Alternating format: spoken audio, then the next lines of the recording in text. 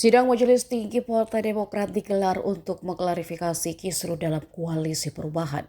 Usai Anies Baswedan memutuskan memilih Muhaimin Iskandar sebagai pasangan di Pilpres 2024. Ketua Majelis Tinggi Partai Demokrat Susilo Bambang Yudhoyono memimpin sidang tersebut. Kronologi bagaimana Anies memutuskan meninggalkan AHY dibacakan anggota tim 8 pemenangan Anies Baswedan utusan Demokrat Iftitah Sulaiman.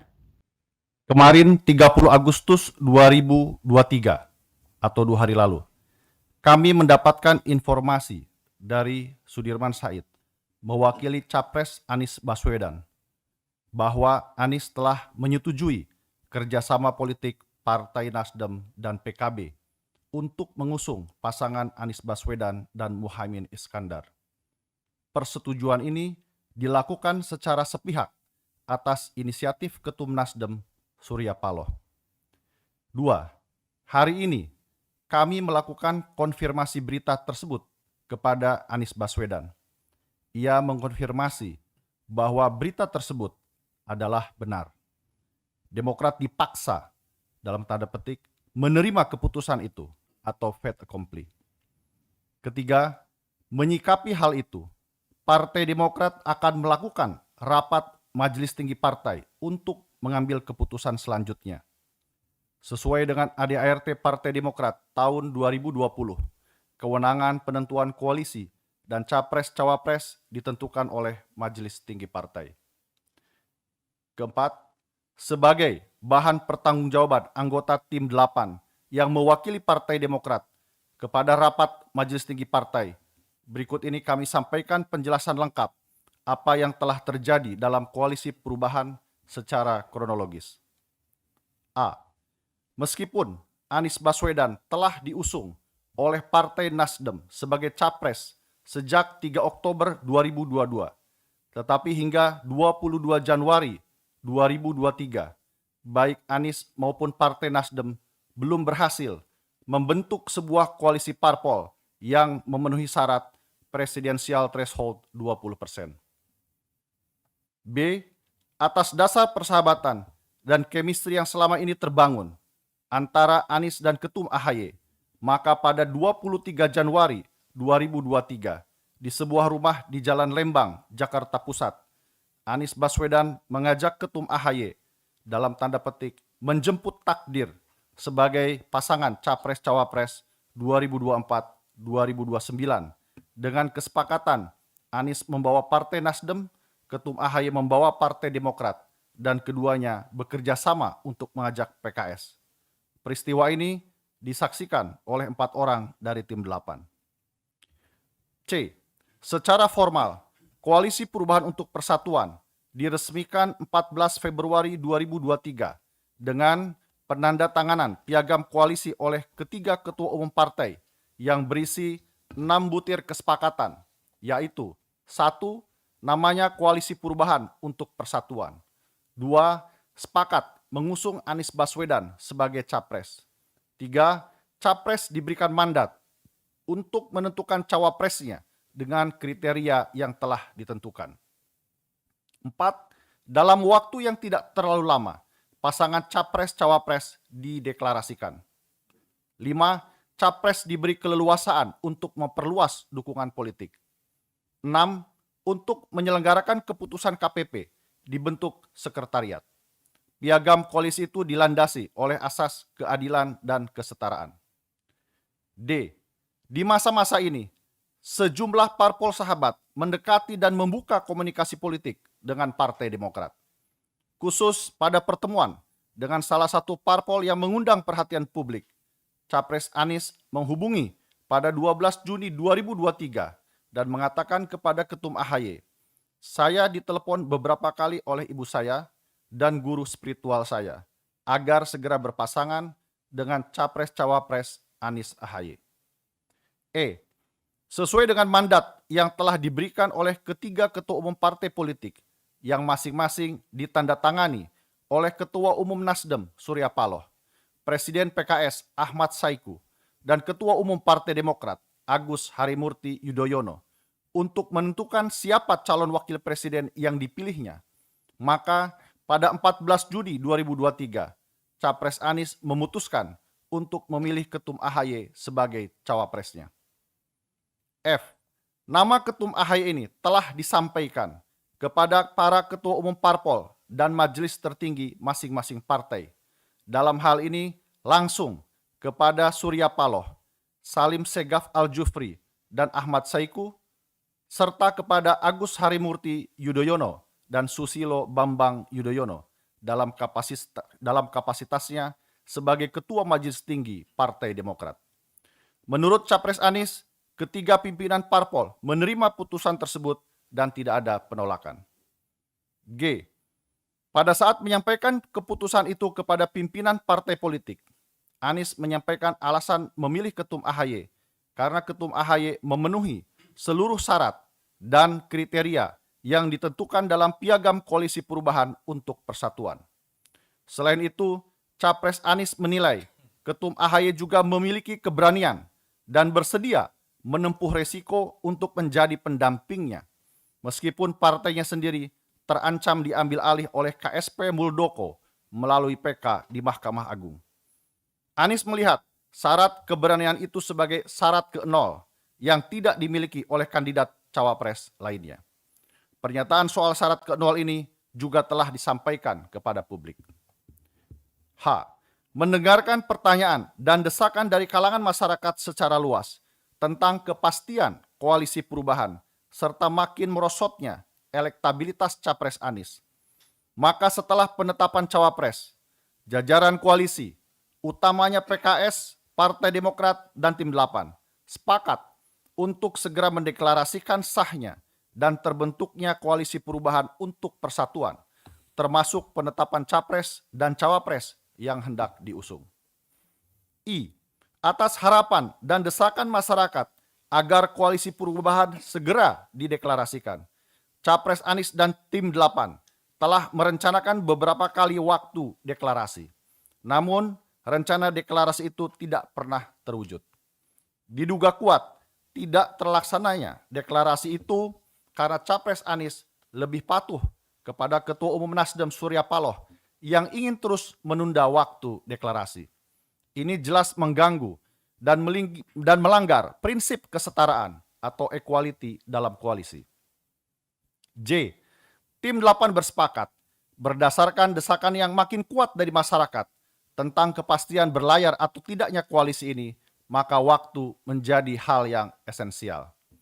Terkait dengan waktu deklarasi ini, juga telah dikomunikasikan kepada Ketua Umum Partai Nasdem Surya Paloh pada hari Kamis tanggal 24 Agustus 2023, kepada Ketua Majelis Tinggi Partai Demokrat SBY pada hari Jumat tanggal 25 Agustus 2023, dan kepada Ketua Majelis Suro PKS Salim Segaf Al-Jufri pada hari Sabtu tanggal 26 Agustus 2023.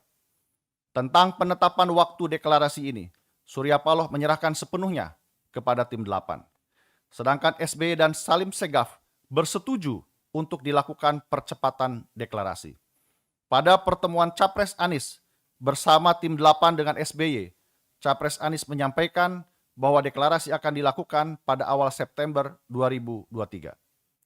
K.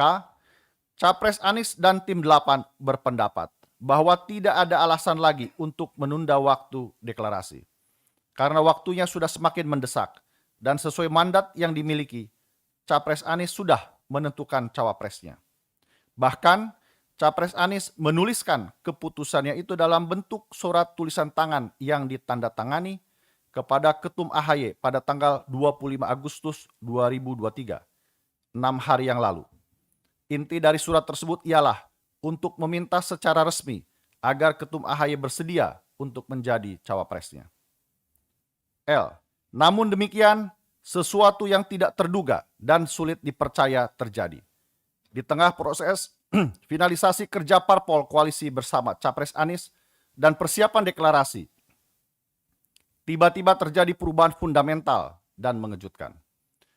Pada Selasa malam 29 Agustus 2023, di Nasdem Tower, secara sepihak Ketua Umum Partai Nasdem Surya Paloh tiba-tiba menetapkan Ketua Umum PKB Muhaimin Iskandar sebagai cawapres Anies tanpa sepengetahuan Partai Demokrat dan PKS. Malam itu juga, Capres Anies dipanggil oleh Surya Paloh untuk menerima keputusan itu. Sehari kemudian, 30 Agustus 2023, Capres Anies dalam urusan yang sangat penting ini tidak menyampaikannya secara langsung kepada pimpinan tertinggi PKS dan Partai Demokrat, melainkan terlebih dulu mengutus Sudirman Said untuk menyampaikannya. Demikian fakta kronologis ini disampaikan. Rentetan peristiwa yang terjadi merupakan bentuk pengkhianatan terhadap semangat perubahan, pengkhianatan terhadap piagam koalisi yang telah disepakati oleh ketiga parpol, juga pengkhianatan terhadap apa yang telah disampaikan sendiri oleh Capres Anies Baswedan yang telah diberikan mandat untuk memimpin koalisi perubahan. Tertanda Teguh Rifki Harsha, Sekretaris Jenderal Partai Demokrat, anggota Tim 8. Terima kasih. Terima kasih, Bung Iftitah. Semua tahu bahwa dari Partai Demokrat menugaskan 2 orang untuk menjadi bagian dari Tim 8, yaitu Sekretaris Jenderal sendiri, Teguh Rifki Harsha, dan kemudian Bung Iftitah Sulaiman. Mereka bekerja siang dan malam, hampir setahun, maraton, tentu di bawah supervisi Ketua Umum selaku Wakil Ketua Majelis Tinggi Partai, dan puluhan kali bertemu dan bersama-sama dengan Capres Anies Baswedan. Dan kalau saya ikuti, kerja ini tidak mudah. Banyak sekali hambatan dan tantangan, tetapi belakangan kelihatan progres yang memberikan harapan sebelum kandas dan terhempas 3 hari yang lalu. Para anggota Majelis Tinggi, para kader Demokrat, dimanapun saudara berada, saya sangat mengerti perasaan, emosi para kader. Saya minta, mari kita tenangkan hati kita, pikiran kita. Ini bukan kiamat. Ini bukan akhir dari perjuangan kita. Bukan. Ini harus kita maknai sebagai ujian dan cobaan yang harus kita hadapi dan kemudian kita atasi. Ingat, sesudah kesulitan atau di balik kesulitan ada kemudahan. Wa inna ma'al yusri yusra. Betul, wa inna ma'al yusri yusra. Kita kalau melakukan kilas balik sering menghadapi goncangan dan krisis. Alhamdulillah, kita selalu bisa mengatasinya. Saya yakin ini rencana Tuhan. Dan rencana Tuhan selalu lebih indah dari rencana manusia. Insya Allah kita akan mendapatkan yang lebih baik di masa depan. Di sisi lain, meskipun kita dibeginikan oleh Capres Anies dan mitra koalisi kita, tetapi sesungguhnya kita harus bersyukur. Bersyukur kepada Allah Subhanahu wa Ta'ala, bersyukur kepada Tuhan yang Maha Kuasa. Mengapa? Ini alasan saya. Pertama, ya memang kita ditelikung dan ditinggalkan. Seperti ini. Sekarang. Bayangkan kalau ditelikungnya kita ini, ditinggalkannya kita ini 1-2 hari sebelum batas pendaftaran ke KPU. Bayangkan seperti apa. Kita masih ditolong oleh Allah. Kita diselamatkan oleh sejarah. Ini syukur yang pertama. Syukur yang kedua, saya renungkan baik-baik tadi malam dalam kontemplasi saya. Justru kita diselamatkan oleh Tuhan, oleh Allah. Apa yang saya maksudkan? Kita tidak diizinkan oleh Allah untuk mendukung seseorang dan untuk bermitra dengan orang yang lain yang kalau kita teladani akhlak pemimpin besar bagi yang beragama Islam, akhlak Rasulullah, ya. Yang kita rasakan sekarang ini, mereka tidak sidik, tidak jujur, tidak amanah. Berarti tidak bisa dipercaya dan mengingkari hal-hal yang telah disepakati. Tidak memegang komitmen dan janji-janjinya. Nah, sekarang saja tidak sidik, tidak amanah, tidak memegang komitmennya. Bagaimana nanti kalau menjadi pemimpin dengan kekuasaan yang besar, rakyat akan diapakan? Saya kira kalau kita renungkan ini, kita ambil hikmahnya, kita dibebaskan dari dosa yang mungkin akan kita pikul kalau kita masih berada bersama-sama mereka itu dan mengusung seseorang untuk menjadi pemimpin bangsa Indonesia.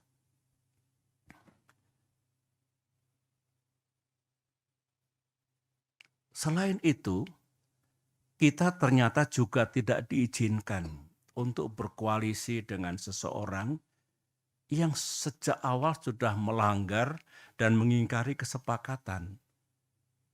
Tertulis dalam kesepakatan koalisi, menjunjung tinggi prinsip kesetaraan, equality, dan kesetaraan. Ulangi, kesetaraan, equality, dan keadilan. Saya ulangi. Bayangkan kalau di masa depan kita punya mitra koalisi yang tidak tunduk, tidak patuh pada kesepakatan yang kita buat bersama.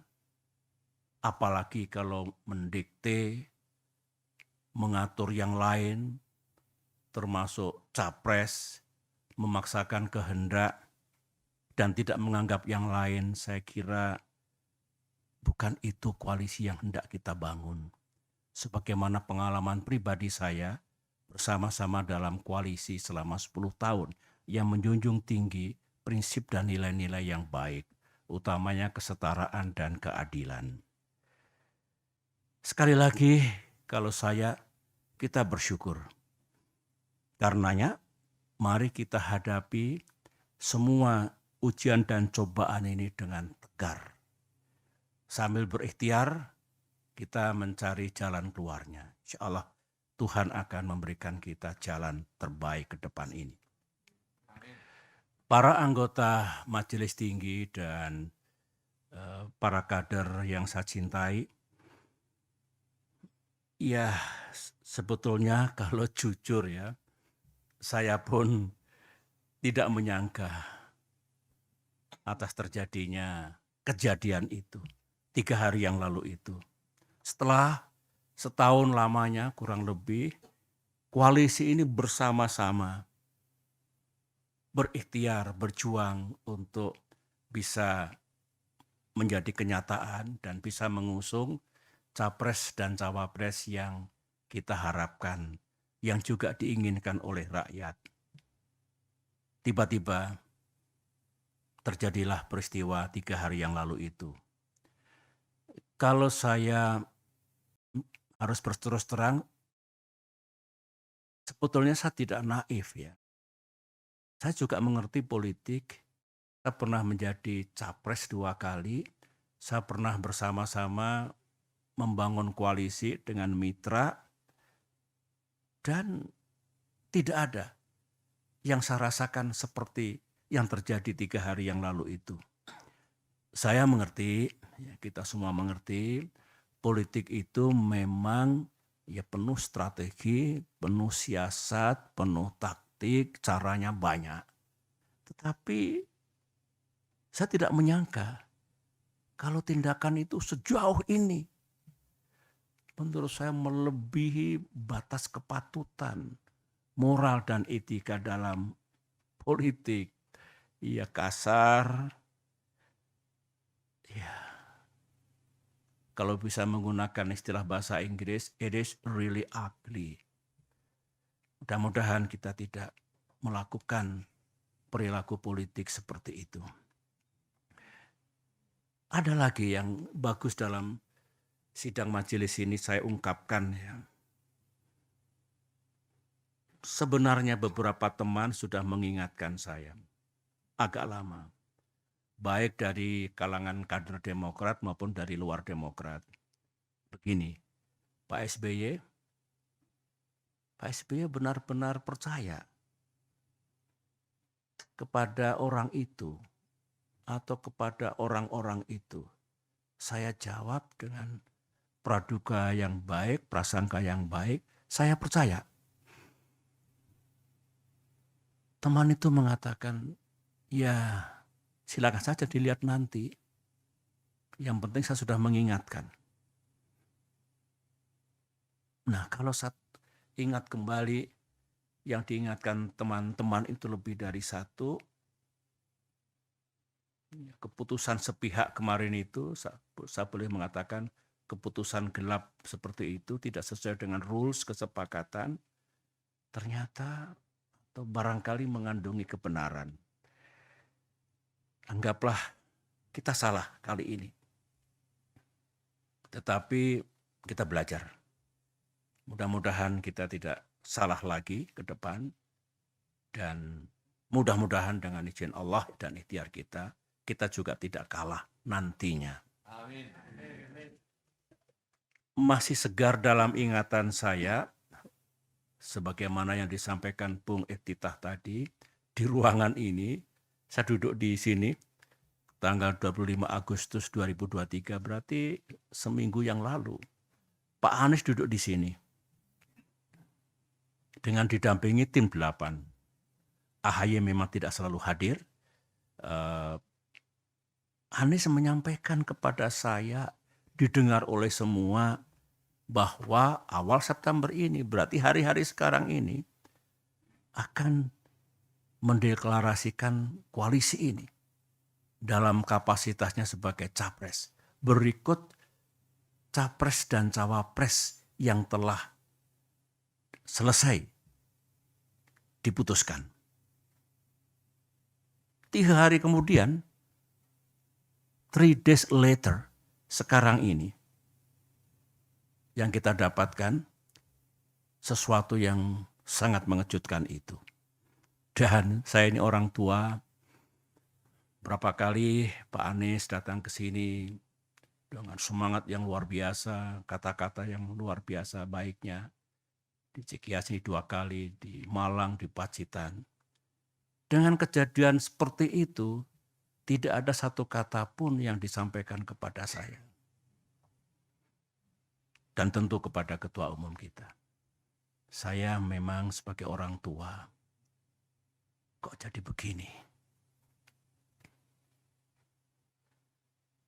Ini saya kira semua merasakan perasaan kader kita di seluruh tanah air, emosi, kemarahan, yang diekspresikan dengan cara yang berbeda-beda. Nah, saya kebanjiran tadi malam, 2 malam itu sampai subuh di sini. Sejak pagi kita bekerja. Pesan datang dari mana-mana, baik dari kader maupun non-kader, dan rata-rata memang emosional. Ya saya paham lah. Dari sekian banyak ribuan saya kira yang merespon, yang memberikan message itu, ada 2 yang menarik bagi saya. Ini kata-katanya kurang lebih seperti ini. Aku tahu politik itu memang banyak akalnya. Tapi tak kusangka buruk banget ini. Korbannya AHY dan Demokrat. Begitu. Ada lagi komentar, ini Demokrat kena prank dari musang berbulu domba. Terus saya kok ingat, Musang berbulu domba. Ini kan peribahasa yang lama ini. Ingat saya kira waktu kita sekolah di SD, SMP, pernah belajar banyak sekali peribahasa. Tapi musang berbulu domba itu di depan bersikap baik, manis, lembut, penuh persahabatan. Tapi di balik itu kalau kita lemah dan lengah, ini lengah ini, kita akan dicaplok dan dimakan sampai habis. Peribahasa, musang bukan orang. Nah, mungkin tafsirnya ya kita ditelikung dan seperti itu ya. Seperti peribahasa ini. Saudara-saudara, saya mengajak pada forum yang penting ini dengan tenang dan dengan menggunakan akal sehat, pikiran yang jernih, mari kita telaah mengapa semuanya ini harus terjadi. Dan kita rasakan, kita alami, kita pikul. Mengapa Demokrat dan AHY setelah 2 tahun menghadapi gerakan pengambil alihan partai oleh Kepala Staf Presiden Muldoko harus mengalami yang begini lagi. Otak saya berputar, insting saya berbicara. To understand why. Orang bijak mengatakan selalulah mencari tahu what and why. Supaya how-nya itu menjadi tepat.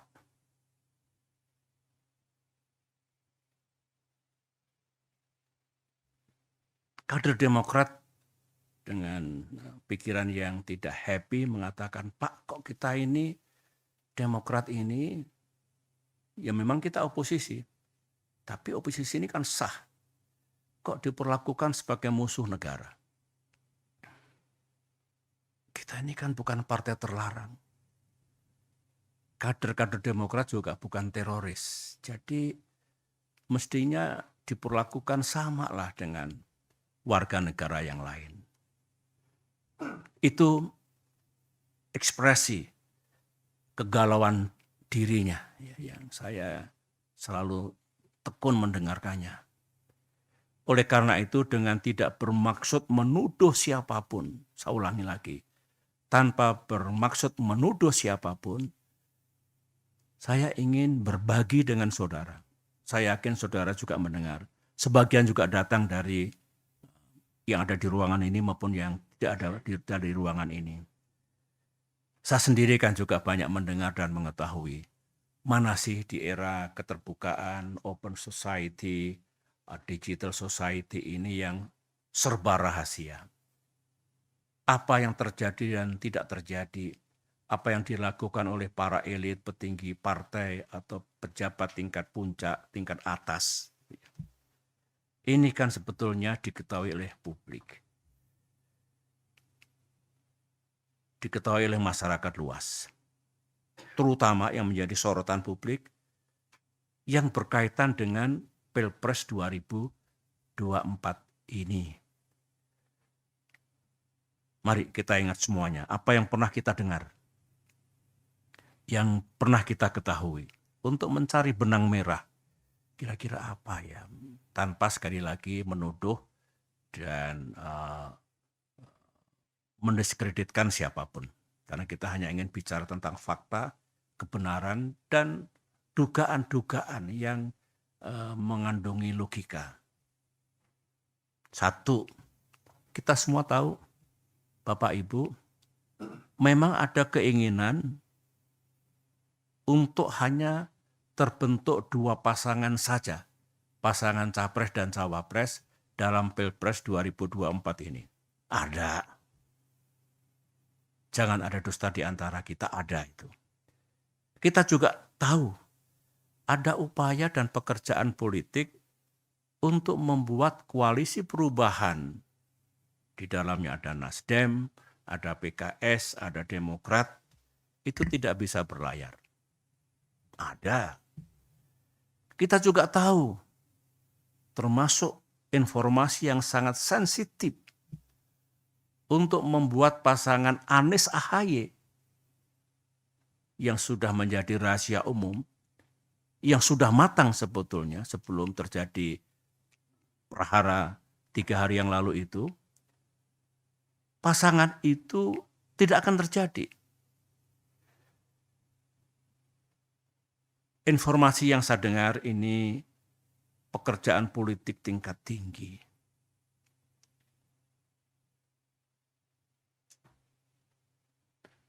Ini bukan informasi, ini fakta.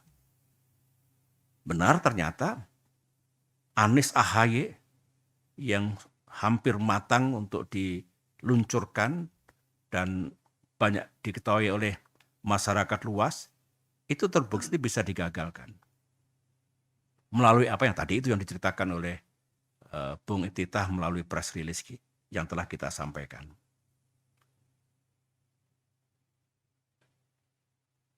Ini coba. Jadi informasi-informasi itu salah satu manifestnya yang terjadi betul ya ini. Kita juga tahu seorang menteri sekarang ini, menteri masih aktif dari Kabinet Kerja Pimpinan Presiden Jokowi, secara intensif melakukan lobby, termasuk kepada Partai Demokrat, dengan menawarkan mengajak membentuk koalisi yang baru. Koalisi Demokrat, PKS dan P3. Yang bersangkutan mengatakan, yang disampaikan itu, inisiatif ini sudah sepengetahuan Pak Lurah. Kata-kata sang menteri.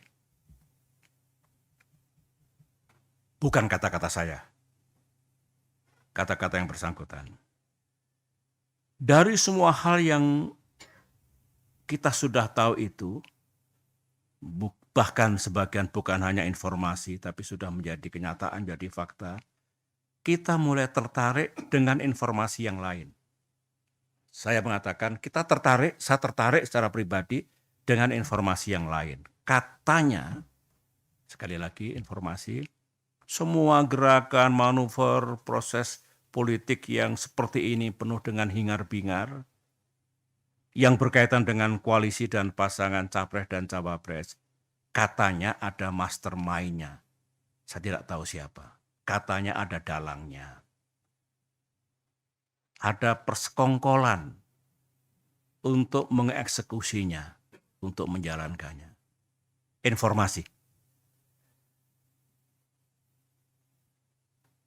Saya masih bisa bicara lebih banyak lagi sebetulnya tentang sesuatu yang menurut saya mengandungi keganjilan, keanehan yang tidak wajar gitu ya. Tapi lebih baik saya berhenti di sini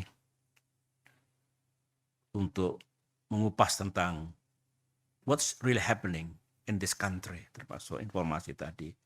Karena saya yakin pada saatnya nanti semua yang sekarang menjadi pergunjingan, spekulasi, samar-samar tidak terang, pada saatnya nanti semuanya akan terang benderang di hadapan rakyat Indonesia. Bapak, Ibu, saudara-saudara, para kader, nah menarik ajakan beberapa pihak terhadap Partai Demokrat untuk berjuang bersama. Saya kira rakyat mengetahui, ya, misalnya pihak Pak Ganjar, Capres Ganjar Pranowo, itu juga mengajak kalau Partai Demokrat bisa bergabung ke pihak beliau. Ditandai pertemuan Mbak Puan dengan AHY beberapa saat yang lalu. Yang kedua, Pak Prabowo, beliau datang ke Pacitan, menemui saya dan menyampaikan juga ajakannya. Saya harus jujur mengatakan bahwa cara seperti itu adalah cara yang baik. sah, tidak salah, dan dibenarkan dalam demokrasi, dalam dunia politik. Ajakannya pun saya dengarkan juga tulus dan serius. Dilakukan secara terbuka, publik juga tahu. Ini kan baik untuk transparansi politik dibandingkan manuver bawah tanah yang penuh dengan misteri. Ini enak, nih, terbuka, transparan. Memang menyampaikan dengan baik, kita sambut dengan baik Mbak Puan, Ibu Puan, Pak Prabowo. Karenanya respon kita juga positif. Kita menghormati, kita menghargai. Bahkan kami bersetuju untuk menjaga komunikasi.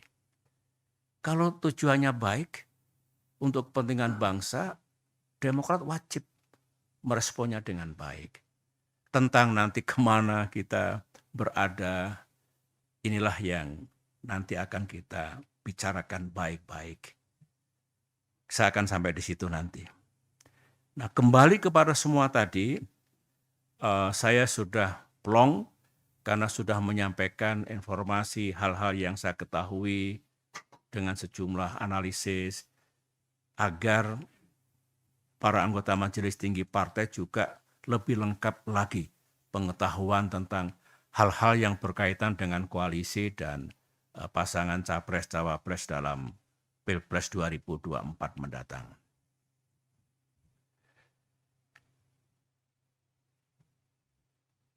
Berikut ini adalah apa yang bakal terjadi di arena publik pasca press release Demokrat tadi malam, last night, dan juga pasca apa yang saya sampaikan sekarang ini dalam sidang Majelis Tinggi Partai. Hampir pasti akan ada percakapan publik yang hangat. Politik begitu, demokrasi begitu. Baik di ruang-ruang publik maupun di wahana media massa. Saya tahu Ketua Umum AHY sudah mengeluarkan instruksi agar para juru bicara Partai Demokrat, anggota tim 8 Koalisi Perubahan, dan kader-kader yang lain untuk siap melibatkan diri dalam percakapan publik itu, dalam talk show, dan lain-lain. Dengan, kata Ketum, berpeganglah pada kebenaran. Berpeganglah pada fakta yang memang terjadi, apalagi tim 8 sangat menguasai, karena berbulan-bulan setiap hari, sebagaimana yang ada dalam press release tadi malam, itu semua fakta dan kebenaran. Saya mendengar tekad Ketua Umum kita, kalau kita sudah bicara sesuai dengan fakta dan kebenaran, ada yang menyangkal dan mengatakan Demokrat salah, seorang AHY siap untuk dikonfrontir dengan siapapun asalkan di depan televisi, secara live didengar oleh publik. Ini menunjukkan kebertanggungjawaban kita. Kita nggak punya buzzers, kita tidak suka hoax, tetapi kalau urusan yang berangkat dari fakta dan kebenaran, kita selalu siap. Sidang majelis yang saya muliakan, masuk sekarang pikiran saya selaku Ketua Majelis Tinggi, selain instruksi yang telah dikeluarkan oleh Ketua Umum, dan di luar apa yang saya sampaikan tadi, saya ingin menyampaikan hal-hal penting sebagai berikut.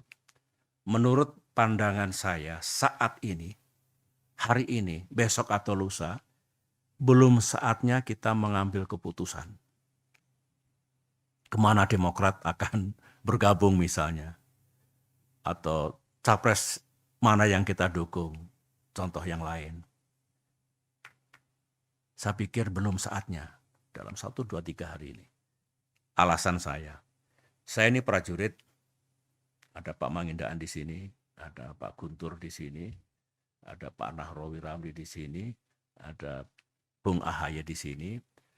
Saya 30 tahun sebagai prajurit itu diajarkan, kalau kamu dalam keadaan yang sangat emosional, under pressure yang sangat berat, jangan gopoh tergesa-gesa mengambil keputusan, karena bisa salah. tenangkan dulu hati dan pikirannya. Setelah bisa berpikir dengan rasional dan jernih, take your decision. Ambil keputusan.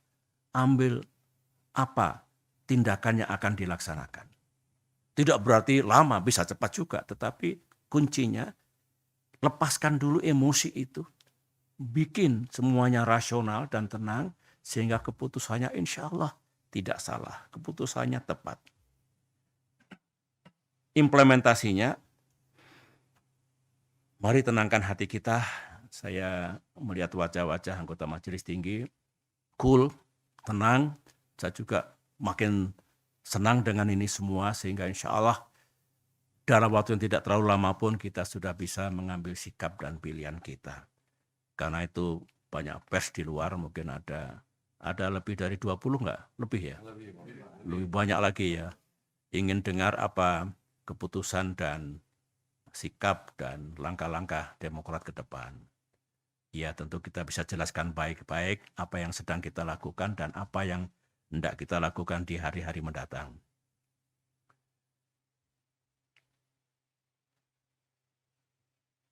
Yang kita pikirkan hari ini, tadi malam kami berdiskusi dengan Ketum, dengan Bung Andi, Sekretaris MTP, dan lain-lain yang lembur di sini. Saya laporkan pada sidang kali hari ini. Yang menjadi pemikiran Demokrat sekarang ini adalah dengan perubahan situasi yang dramatis ini, Demokrat masih ingin tetap menjaga semangat dan agenda perubahan dan perbaikan. Jangan sampai tiba-tiba hilang begitu saja. Itu semangat kita, tekad kita. Bahwa tidak berarti kalau perubahan perbaikan yang sudah baik dibuang, tidak.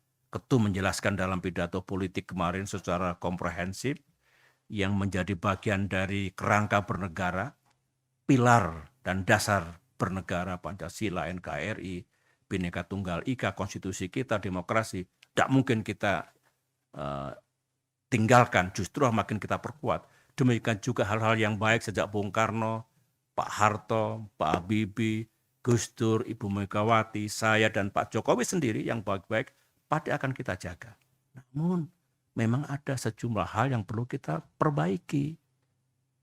Kita harus ubah entah kebijakan, ekonomi, keadilan, kesejahteraan rakyat, hubungan luar negeri, apapun yang kira-kira akan menjadi lebih baik di masa depan. Nah, komitmen ini, agenda ini, di tengah goncangan ini, Demokrat tetap ingin menjaganya. Jangan tiba-tiba hilang, jangan tiba-tiba sirna. Begitu. Yang juga kita pikirkan, di malam kita diskusikan, ini rakyat kan banyak yang kecewa. Kita tahu rakyat ada yang pro keberlanjutan, itu hak mereka. Ada juga rakyat yang pro perubahan dan perbaikan. Ini kan kecewa, mereka sudah berharap perubahan jadi, Anies AHY jadi, tiba-tiba sekarang kandas itu. Nah, Demokrat juga harus berempati kepada mereka, menjaga perasaan mereka, tidak begitu langsung kita tinggalkan begitu saja. Yang intinya, sangat mungkin kita punya rumah baru, punya tempat baru, tetapi melanjutkan yang sudah baik tetap, nah kita bisa berdiskusi perbaikan seperti apa yang mesti kita lakukan dengan mitra koalisi kita yang baru nanti. Semuanya terbuka untuk itu. Jadi saya mohon pengertian, tidak mungkin hari ini besok lusa langsung kita ambil keputusan apa begitu, tapi kita olah dengan seksama. Kita diskusikan secara bersama. Karena begini, Ketum mengatakan, saya tentu sangat mendukung, sikap kita seperti apa nanti, pilihan koalisi seperti apa, capres siapa yang kita dukung, itu harus kita ajak serta para pimpinan Demokrat daerah, para pimpinan Demokrat cabang. Ini masalah yang sangat fundamental, yang sangat strategis. Tidak mungkin, meskipun kita punya kewenangan penuh majelis tinggi, tapi partai kita ini partai yang menjunjung tinggi rules, etika, bukan one man show political party. Ini budaya kita, harus kita jaga baik-baik. Dengan demikian Ketum sudah merancang kapan nanti mungkin rapat pimpinan apapun namanya, menghadirkan semua. Sebagian besar sudah resah, sebagian besar mau datang ke CGS untuk memberikan empati dan simpati, tapi intinya mereka tentu akan kita ajak bicara. Menutup sambutan pengantar ini, saya punya keyakinan kita akan menemukan tempat dan mitra yang lebih baik. Amin.